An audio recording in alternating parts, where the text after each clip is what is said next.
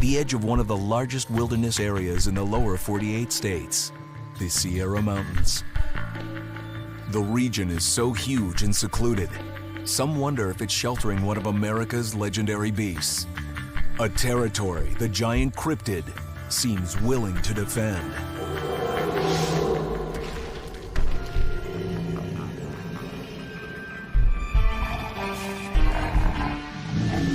Most scientists dispute its very existence. Yet over the past 90 years, the controversial creature has been seen and reported more than 3,000 times. While the infamous ape man is often associated with the Pacific Northwest, almost as many sightings occur in the Sierras than anywhere else in North America. Where I think that a Bigfoot would thrive at hiding would definitely be the Sierras, because if you get more than 100 yards off the road, you might be standing where nobody stood in 10 years.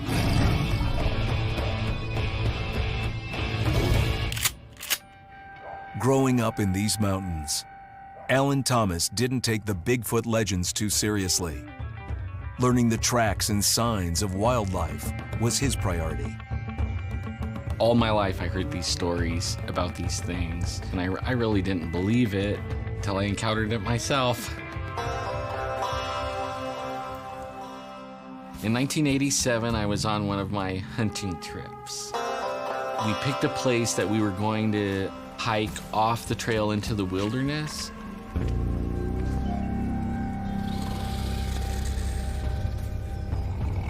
We saw, at first, what I thought was a bear.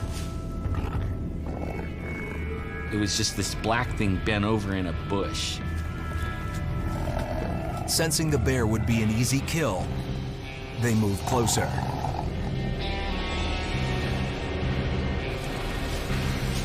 And then the bear stood up. And it was a man. Don't shoot, don't shoot. And I'm looking at this big, huge, huge guy covered with black, shiny fur. And then it was like, oh my God, what is that? You know, I wanted to like look at it. Just want to see his face. So I started like trying to maneuver my rifle around, trying to get this Bigfoot in my scope.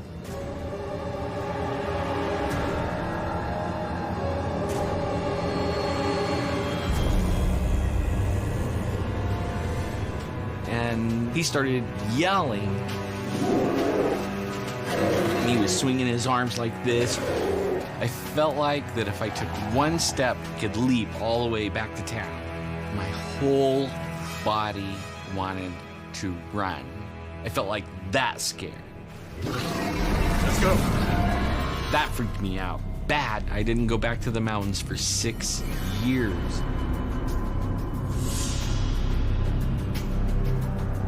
From what I've learned in the Bigfoot world, usually they're pretty massive, at least 8 foot.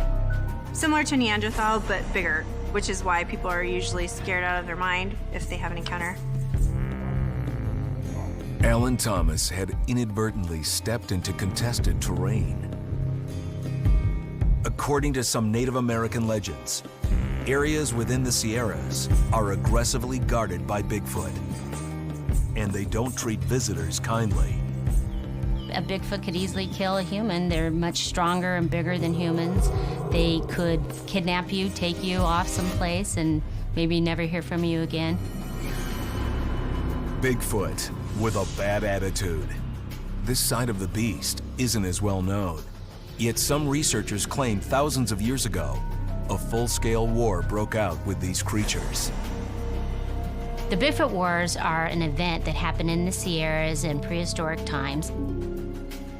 Native people believed that Bigfoots were cannibals and that they would often steal children and take them off and eat them.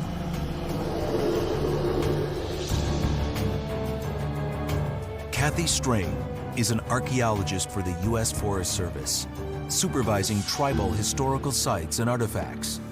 She claims that tribal elders imparted to her a secret history about a time when Native Americans and Bigfoot came to blows.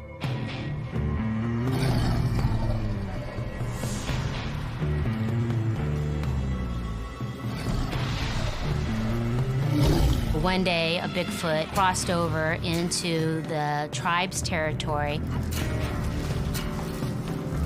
stole a child and took it back, and killed it and ate it. And so they had a gigantic war where the native people were going to kill all the Bigfoots that were in that area. Bigfoot plundered Indian villages. Indian warriors retaliated. Native people had spears and bows and arrows and were more successful because all the Bigfoots had were stones and sticks. Eventually, a peace was forged. Territories established. Native American people have often told me that in those days and even today, that they reserve areas for Bigfoots to be. They don't have anything to do with those areas at all. They consider it to be Bigfoot territory. So what happens if you inadvertently cross into Bigfoot territory? We could still have a Bigfoot up there that would be more than willing to kill a human, and either just to kill a human or to use it as a food resource. After his own encounter, Alan Thomas didn't need convincing that Bigfoot was a potential threat. It took 6 years to get over my fear. You're thinking, this dude's wandering around out there. He's fast, he's huge. He could probably just grab my tent like a backpack and carry me away. Just as his fears were subsiding, Thomas learned of a remote location in the Sierras where Bigfoot lived.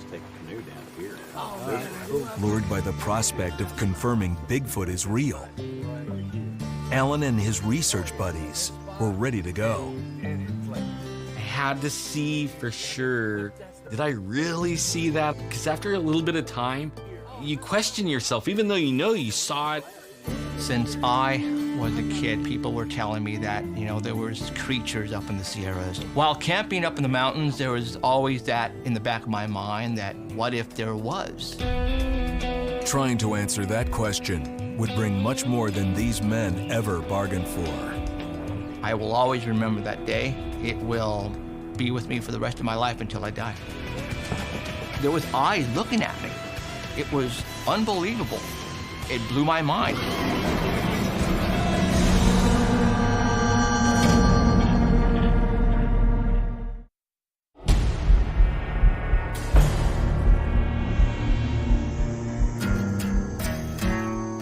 In California's Sierra Mountains, legends persist about an ancient Bigfoot nation hidden deep in the forest.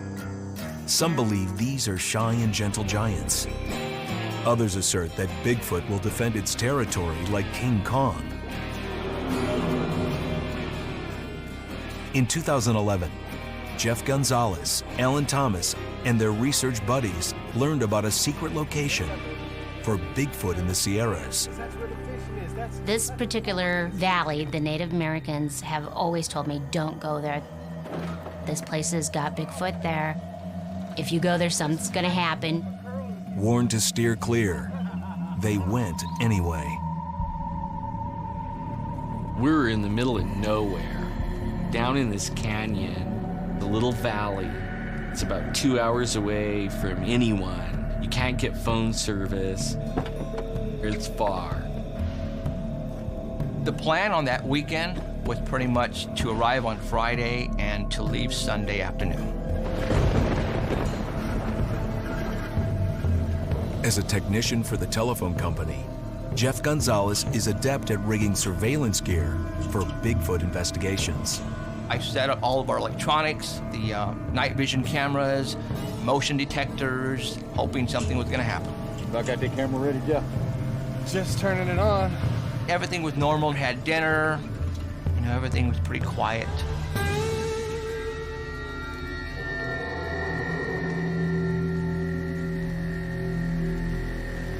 You okay? Yeah, just about done here. Their camera was scanning the woods. Only it was the campers who felt watched.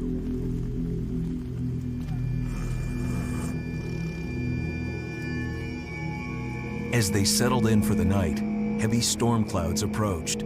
Sierra weather is unpredictable. When a big storm hits, survival in the backcountry is an iffy proposition. It started to rain really hard. You know, all of us are in one tent. The tent started to leak. I was half soaked. The sleeping bag was soaked. I mean, it was like a camping trip from hell. We were debating, should we leave now? And then it's complete darkness outside, so we said, you know what, we better not. Then they heard the howling. That scared me so bad. I was feeling it in my stomach. There's some very famous sounds that have been recorded in the Sierras, screams and howls, really well documented. It was getting louder and louder and louder. It was coming straight for us. We recorded some awesome audio that it'll make your skin crawl. Let's try to be quiet.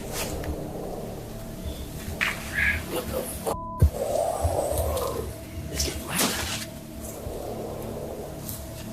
There's again, not a bear or a lion. Good guy. Maybe he's right on top of us. Oh my God, I got it on record.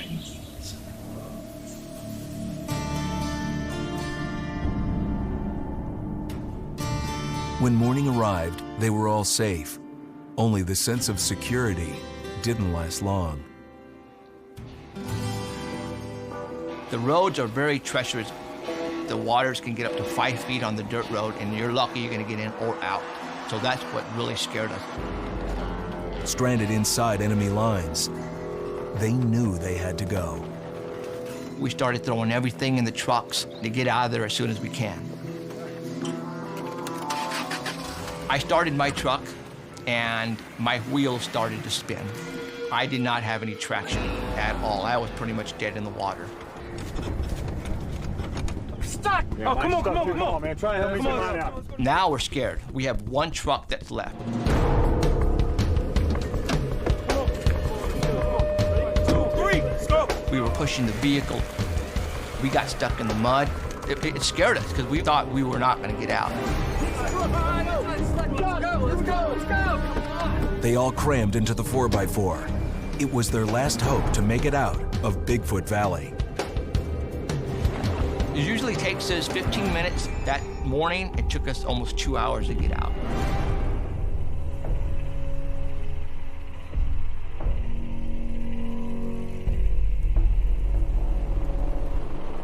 A couple days later, they returned to retrieve the vehicle they'd left behind. But somehow, the secluded road had changed. We started to run into barricades. Somebody physically placed tree limbs in the dirt road. That's when I started looking around. It started to get a little bit scary. A couple of days before, these things weren't on the road. And then these strange barricades got even stranger. There was no tracks, no tire tracks, no footprints. There was nobody up there. Everybody's just floored. Everybody's looking for any type of evidence. It was as if the logs were a message just for them. When you go into areas that are occupied by a Bigfoot, they will do things to keep you out. People that research Bigfoot, they know right away when they start seeing these barricades, that's a Bigfoot. Not a human, it's a Bigfoot. And Bigfoot's work went on and on. There was 4 barricades. First 3 were regular tree limbs that anybody could have placed in the road. 4th barricade really blew my mind. Must have weighed over 1,000 pounds. It was like 14 feet long and 14 inches around. It took 4 of us on our knees to push that log out of the way. Everybody was just blown away. An intimidating display of monster muscle. If a Bigfoot doesn't want you somewhere, they will make sure that you know about it. You'll get screamed at, you'll get rocks thrown at you sometimes, and when those things happen, it's better for you to leave. They'd come too far to turn back. It took all their courage to press on, to recover their abandoned truck. And when they arrived, one last message from Bigfoot. We got there. I looked right at my truck. I opened the passenger door. I see what looks like a creature looking right at me. It felt like somebody socked me in the stomach. That scared me to death.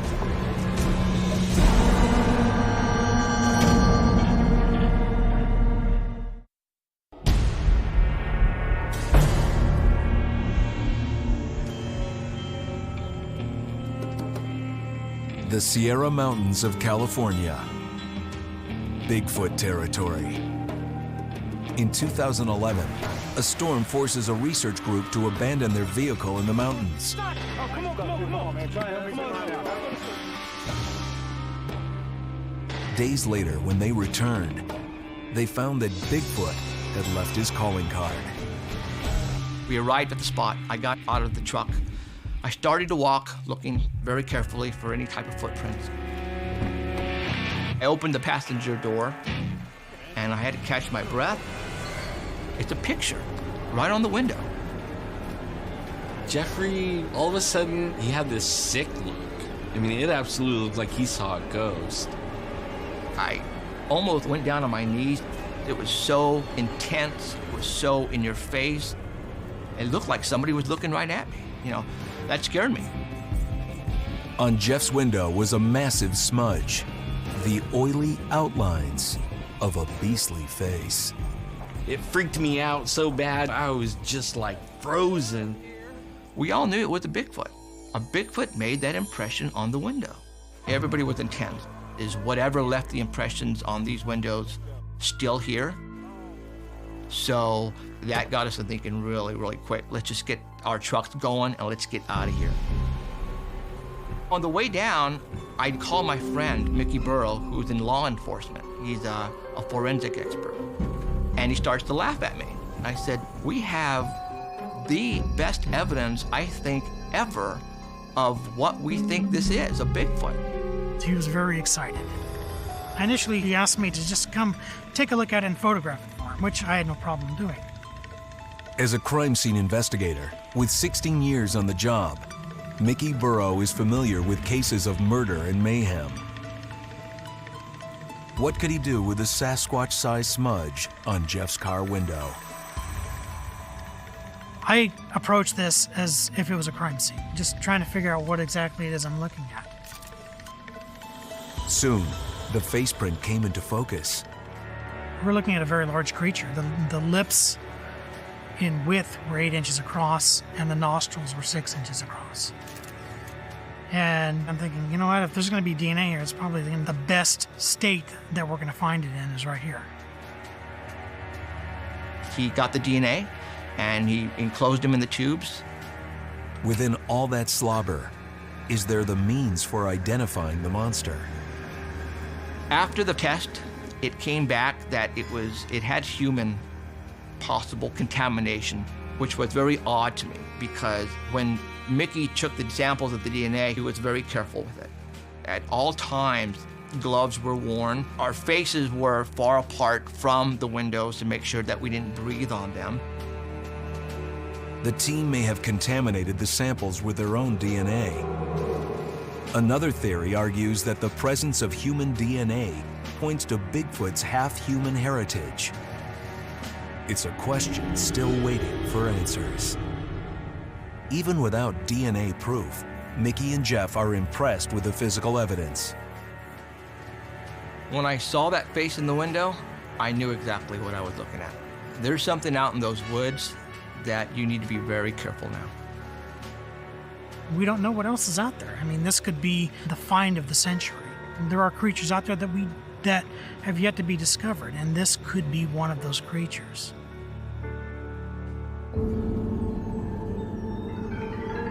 "75 miles down the Central Valley, another town sits alongside rugged wilderness.